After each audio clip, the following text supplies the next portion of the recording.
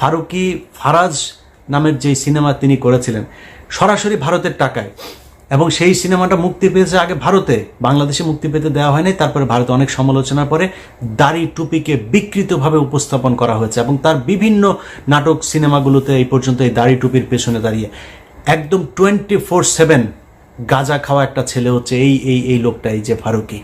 বিশ্বাস না করলে এটা জিজ্ঞেস করেন যারা যদি মিডিয়াতে পরিচিত, 24/7 গাঁজার উপরে থাকে, এবং বিকৃত যৌনাচার এই ব্যক্তি সরাসরি লেসবিয়ান তারপরে গে এগুলোকে প্রমোট করেন, এবং তার বিভিন্ন নাটক সিনেমাতেও এগুলো তিনি প্রমোট করে থাকেন। পরকীয়া থেকে শুরু করে যত ধরনের অসামাজিক কার্যকলাপ, বিকৃত রুচি, বিকৃত কথাবার্তা, বিকৃত গালি এই নাটকের মধ্যে প্রমোট করা ব্যক্তি হচ্ছে এই ব্যক্তি। তাকে এনে উপদেষ্টা পরিষদে বসানো হয়েছে। সো এই সব কিছুই হচ্ছে। প্রিয় দর্শক, আসসালামু আলাইকুম রহমতুল্লাহ। খুব গুরুত্বপূর্ণ একটি ভিডিও নিয়ে আপনাদের সামনে হাজির হয়েছি। খুবই গুরুত্বপূর্ণ, আপনারা দেখলে বুঝতে পারবেন। অতএব প্রিয় দর্শক, আপনারা আমার চ্যানেলটাকে যারা সাবস্ক্রাইব করেন নাই তারা ভিডিওটাকে সাবস্ক্রাইব করবেন, যেন আমি এমন গুরুত্বপূর্ণ ভিডিও দিলে আপনারা সবার আগে দেখতে পারেন। এবং যারা সাবস্ক্রাইব করেছেন তাদের প্রত্যেককে ধন্যবাদ। চলুন আমরা ভিডিওটা দেখে আসি। বাংলাদেশ স্বাধীন হয়েছে, সেই স্বাধীনতার পেছনে কিছু সুনির্দিষ্ট কারণ ছিল। জাতি একটা জায়গায় একমত হয়েছিলেন যে কয়েকটা ঘটনা এই জায়গাগুলো ঠিক করতেই হবে। সেটার মধ্যে সবচেয়ে বড় হচ্ছে ভারতকে এই দেশ থেকে বিতাড়িত করতে হবে। শেখ মুজিব আওয়ামী লীগ এইটার নামে এই দেশে আর রাজনীতি করা যাবে না। যেই কারণেই 5 তারিখের পরপরই জনগণ যেখানে শেখ মুজিবের ছবি পেয়েছে, আওয়ামী লীগের ছবি পেয়েছে, পোস্টার পেয়েছে, সেগুলো সব ধ্বংস করেছে। তারপরে ঘটনা প্রবাহ আপনারা সবাই জানেন। সবার আগে শুরু করেছেন বিএনপির মহাসচিব মির্জা ফখরুল ইসলাম আলমগীর। তিনি বললেন তার হৃদয়ে রক্তক্ষরণ হয়েছে শেখ মুজিবের এই ছবি দেখা নিয়ে। তারপর আমার একসময় খুব প্রিয় একজন আপা ছিলেন রুমিন ফারহানা। এই প্রিয় আপা তিনি বললেন যে ছাত্রলীগকে নিষিদ্ধ করার এই সরকারকে। এরপরে এসে 2 দিন আগে রুহুল কবির রিজভী বলে ফেললেন শেখ মুজিবের এই ছবি এখান থেকে সরানো হোক, এটা আমরা চাই না। এগুলোর পেছনে কি কারণ সেটা বাংলাদেশের মানুষ পরে জানবে বা পরে জানানো হবে। কিন্তু একটা জিনিস মাথায় রাখতে হবে, বিএনপির ডাকে কিন্তু এই দেশের মানুষ রাস্তায় নামে নাই। আসলে এটা মনে রেখে তারপরে কথাবার্তা বলতে হবে। এবং আমরা কিন্তু বিএনপির পয়সায় জীবনের ঝুঁকি নিয়ে পরিবারকে বিপদে ফেলে বিদেশে বসে কথা বলি নাই।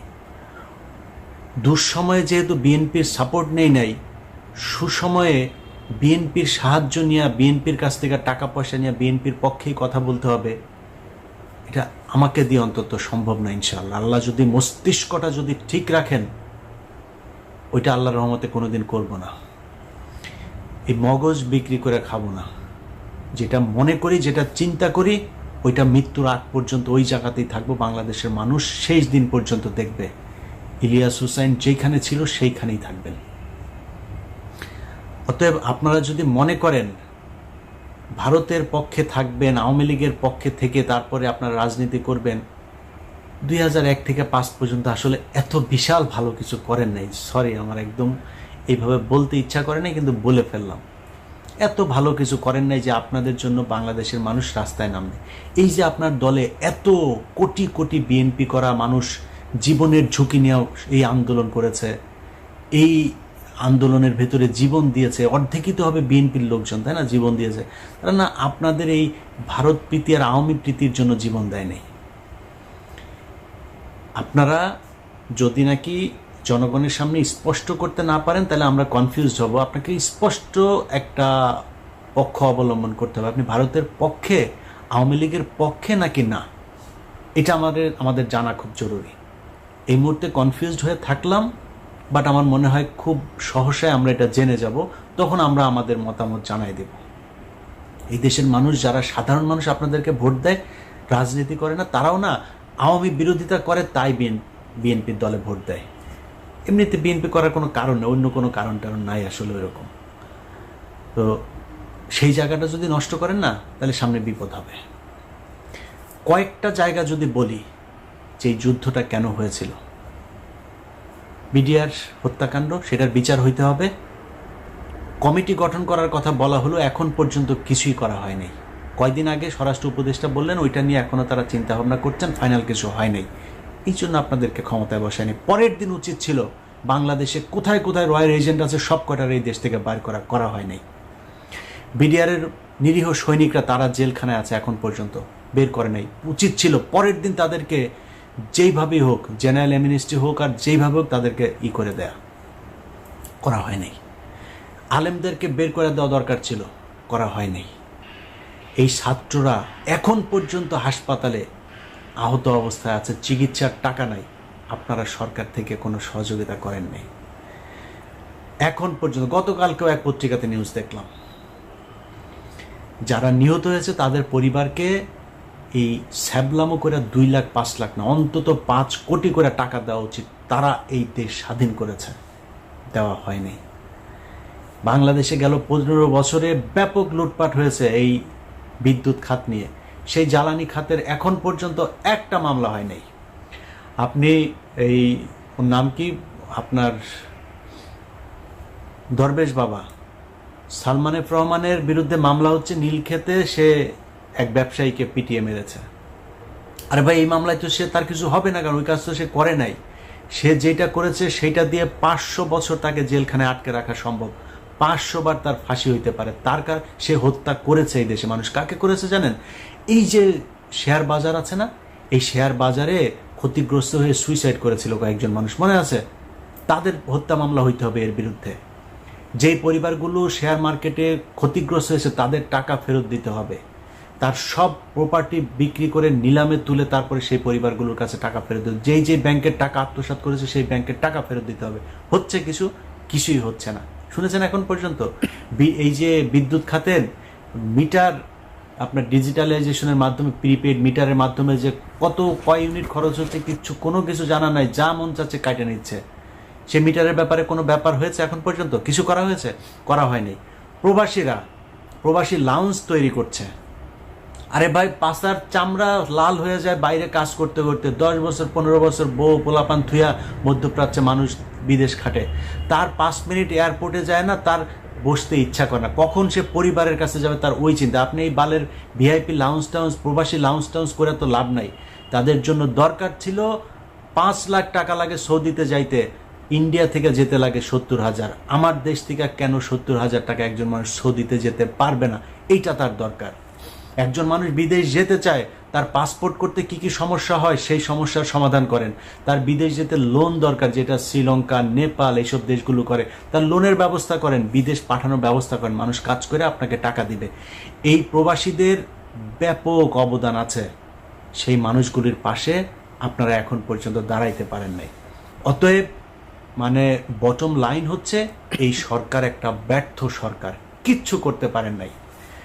সবশেষ যেই কাজটা করেছেন, মোস্তফা সরোয়ার ফারুকীর এখানে নিয়ে এসে যেই মানুষরা এই দেশে জীবন দিয়েছে, যে আলেমরা রাস্তায় নেমে এসেছিল 5 তারিখে, সেই আলেমদের মধ্যে থেকে 5 জনকে আপনারা ধরে নিয়ে গিয়েছেন এটার প্রতিবাদ করায়। মোস্তফা সরোয়ার ফারুকীর সংস্কৃতি মন্ত্রণালয় এখন এত কিছু করার এত প্রয়োজন পড়ে নাই।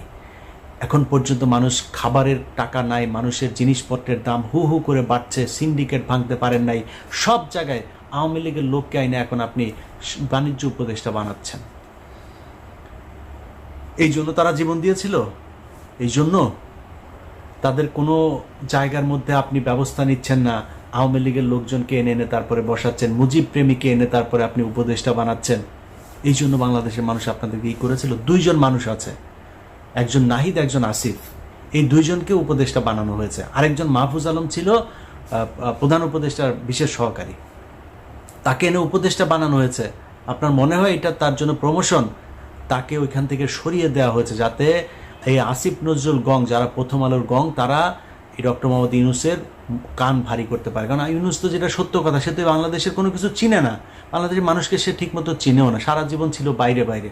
সো তাকে কেন রাখা হয়েছে? যেহেতু উনি সবার কাছে সমাদৃত, আন্তর্জাতিকভাবে আমাদের এখন টাকার ক্রাইসিস আছে, রিজার্ভ ক্রাইসিসে আছে, তাকে দিয়ে আমরা বিদেশের সাথে লবিংগুলো করতে পারি, এই জন্য তাকে বসানো, সবাই মেনেও নিয়েছে। কিন্তু তাকে দিয়ে এখন যে এই যে প্রথম আলো সহ বিভিন্ন জায়গার এই যে যারা প্রোডাক্ট, এই প্রোডাক্টগুলোকে বসানো হচ্ছে, আপনি দেখেন ডেইলি স্টারের এই যে সাবেক ডেইলি স্টারের প্রোডাক্ট আকবর হোসেন বিবিসির, তাকে বানানো হয়েছে লন্ডনের প্রেস মিনিস্টার, ওয়াশিংটনের বানানো হয়েছে গোলাম মর্তুজা। এই গোলাম মর্তুজার কথা ভুলে গিয়েছি আমরা। 2018 সালে নির্বাচন পর্যন্ত সে যেইভাবে ন্যাকেডভাবে ন্যাংটা হইয়া তারপরে আওয়ামী লীগের পক্ষপাতিত্ব করেছিল, 18 নির্বাচনের পরে সে চুপ, তাকে সুশীল বানায় এনে বসানো হইলো কোথায়, ডেইলি স্টারে। সে আওয়ামী লীগের বিরুদ্ধে কথা বলে, এগুলো আমরা বুঝি না, এগুলো রয়ের প্ল্যান বি এর অংশ। তাদেরকে এখন এই জায়গায় নিয়ে বসানো হচ্ছে। অতএব যারা যারা মনে করছেন যে বাংলাদেশ স্বাধীন হয়ে গিয়েছে এবং এদেরকে দিয়ে ভালো কিছু সম্ভব, আমি আপনাদেরকে গ্যারান্টি দিয়ে বলে রাখলাম যে দর্শক, আসসালামু আলাইকুম ওয়া রাহমাতুল্লাহ, তাদের ব্যাপারে আপনাদেরকে ব্যবস্থা নিতে হবে। খুব গুরুত্বপূর্ণ একটি ভিডিও নিয়ে আপনাদের সামনে হাজির হয়েছি। মাঠে নামতে হবে, খুবই গুরুত্বপূর্ণ, তাদের ব্যাপারে আপনারা দেখলে বুঝতে পারবেন। আবার ফের যুদ্ধে ডাক দিতে হবে। প্রিয় দর্শক, আমি মনে করি যারা ছাত্র আছে, আমার চ্যানেলটাকে যারা সাবস্ক্রাইব করেন নাই, প্রতিনিধি উপদেষ্টা পরিষদে যেতে হবে, ভিডিওটাকে সাবস্ক্রাইব করবেন, যেন আমি এমন গুরুত্বপূর্ণ ভিডিও দিলে আপনারা সবার আগে দেখতে পারেন। এবং যারা সাবস্ক্রাইব করেছেন তাদের প্রত্যেককে ধন্যবাদ। ডক্টর কনক সারোয়ার, পিনাকি ভট্টাচার্য, তাদেরকে উপদেষ্টা বানাইতে হবে। মানে আমার নামটা আমি বললাম না, কারণ হয়েছে যে আপনারা আবার মনে করেন না যে আমি আমারটা মানে আমি হইতে চাই এই জন্য আমারটা আবার আরেকজন বলবে, এই জন্য না, আমারটা বলে রাখি। এটা হচ্ছে আমি আপাতত দেশে যাচ্ছি না, এই কারণে আমার কোনো উপদেষ্টা হওয়ার যোগ্যতাও যদিও আমার নাই, বা কোনো পদে দিতে চাইলেও আমি সরকারের কোনো পদে, যেমন এই সরকারের কোনো সুযোগ সুবিধা আমি নিব না। সো আমি যাচ্ছি না আর কি। যে কারণে আমার মনে হয় এই মুহূর্তে একজন মানুষ আছে, আসিফ মাহতাব থেকে শুরু করে এই ডক্টর কনক সারোয়ার, পিনাকি ভট্টাচার্য সহ যারা ওই সংগ্রামে সরাসরি সরকারের বিরোধিতা করেছে, যারা জীবন বাজি রেখেছে, নিজেকে বিপদে ফেলেছে, তাদেরকে উপদেষ্টা পরিষদে আনতে হবে। আর এই বুইরা খাটাসের বাচ্চাগুলো যেগুলো আছে এখন উপদেষ্টা, এদের মধ্যে কেউ কেউ যদি জ্ঞানী থাকে বা আমলা টামলা তো কিছু লাগবে, ওদেরকে পরামর্শক হিসাবে রাখলে রাখা যাইতে পারে। এর বাইরে জায়গা ছেড়ে দিতে হবে যুবকদের সামনে, কারণ এই যুবকরা তারা এই দেশ স্বাধীন করেছে। আপনার যদি কোনো কিছু পরামর্শ দেওয়ার থাকা, আপনি অ্যাডভাইজার হিসাবে থাকেন, ওই উপদেষ্টার অ্যাডভাইজার, আপনি সরাসরি উপদেষ্টা হইতে পারবেন। কারণ এই বুড়ার বাচ্চাগুলো একটা আজ পর্যন্ত কোনো দিন এই 15 বছরের শাসন আমলে একটা হাঁচি দেয়নি। একমাত্র ডক্টর মোহাম্মদ ইউনূস, তার বিরুদ্ধে তাও শেখ হাসিনা মামলা করেছিল, তাই তার সাথে ব্যক্তিগত বিরোধ ছিল, এছাড়াও শেখ হাসিনার সাথে তার কোনো সমস্যা ছিল না। বাকিগুলো যেগুলো আছে তাদের সাথে কোনো সমস্যাই ছিল না, বরং বেশিরভাগই এই শেখ হাসিনার কথা শুনে তারপরে তারা কাজ করেছে। অতএব তারা উপদেষ্টা হবে কিসের জন্য? উপদেষ্টা যারা জীবন দিতে চেয়েছে তারা হবে, যারা স্বাধীন করেছে তারা হবে। অতএব একদম আমাদের বক্তব্য স্পষ্ট, এই জায়গা যতক্ষণ পর্যন্ত ঠিক না করা হবে ততক্ষণ পর্যন্ত যুদ্ধ চলতে থাকবে।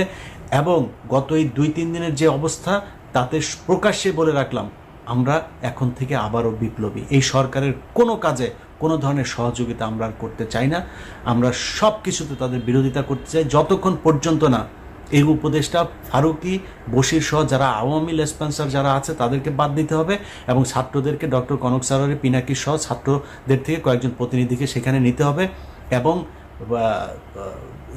মাহফুজ আলমকে আবার ফের প্রধানমন্ত্রীর বিশেষ সহকারী হিসেবেই নিতে হবে, এবং নাহিদ এবং আসিফ তাদেরকে আরও ক্ষমতা দিতে হবে, তারা যেন সংখ্যা লঘু হয়ে না থাকে। আসিফকে আমরা দেখেছি একমাত্র সবচাইতে বেশি তিনি ভোকাল ছিলেন এই শেখ মুজিবের ছবি টবি এগুলো সরানোর ব্যাপারে, তাকে কর্নার করে রাখা হয়েছে। তাকে আরও ক্ষমতা যেই সব ইয়েগুলোতে আছে, সেটা হতে পারে স্বরাষ্ট্র, হতে পারে অন্য এই ধরনের প্রভাবশালী কোনো একটা ইয়েতে তাকে দিতে হবে। আগেই বলেছি যে এদেরকে দিয়ে যদি মনে করেন এদের হয়তো অভিজ্ঞতা নাই, অভিজ্ঞতার জন্য পাশে তাদের ইয়ে থাকুক, কিন্তু মূল পদে তাদেরকেই থাকতে হবে, এটা আমাদের বক্তব্য। এবং আমি হাসনাত এবং ঝার্জিস তারা যে আন্দোলনের ডাক দিয়েছে, আবারও সেই আন্দোলনের সাথে একাত্মতা ঘোষণা করছি, এবং বাংলাদেশের মানুষের কাছে আমাদের অনুরোধ থাকবে, তারা যখন যেটার ব্যাপারে আপনাদেরকে বলবে, আপনারা বাংলাদেশের জনগণ তাদের পাশে থাকবেন, কারণ আপনাদের সরকার এটা না। এরা আবারও ভারতের সেই কুচক্রী মহলকে এই উপদেষ্টা মণ্ডলীতে ঢুকিয়ে, তারপরে আপনি ফারুকির অবস্থাটা শুধু দেখেন। ফারুকি ফারাজ নামের যে সিনেমা তিনি করেছিলেন সরাসরি ভারতের টাকায়, এবং সেই সিনেমাটা মুক্তি পেয়েছে আগে ভারতে, বাংলাদেশে মুক্তি পেতে দেওয়া হয়নি। তারপরে ভারতে অনেক সমালোচনার পরে দাড়ি টুপিকে বিকৃতভাবে উপস্থাপন করা হয়েছে, এবং তার বিভিন্ন নাটক সিনেমাগুলোতে এই পর্যন্ত এই দাড়ি টুপির পেছনে দাঁড়িয়ে একদম 24/7 গাঁজা খাওয়া একটা ছেলে হচ্ছে এই লোকটা, এই যে ফারুকি। বিশ্বাস না করলে এটা জিজ্ঞেস করেন যারা যদি মিডিয়াতে পরিচিত। 24/7 গাঁজার উপরে থাকে এবং বিকৃত যৌনাচার এই ব্যক্তি, সরাসরি লেসবিয়ান তারপরে গে এগুলোকে প্রমোট করেন এবং তার বিভিন্ন নাটক সিনেমাতেও এগুলো তিনি প্রমোট করে থাকেন। পরকীয়া থেকে শুরু করে যত ধরনের অসামাজিক কার্যকলাপ, বিকৃত রুচি, বিকৃত কথাবার্তা, বিকৃত গালি এই নাটকের মধ্যে প্রমোট করা ব্যক্তি হচ্ছে এই ব্যক্তি। তাকে এনে উপদেষ্টা পরিষদে বসানো হয়েছে। সো এই সব কিছুই হচ্ছে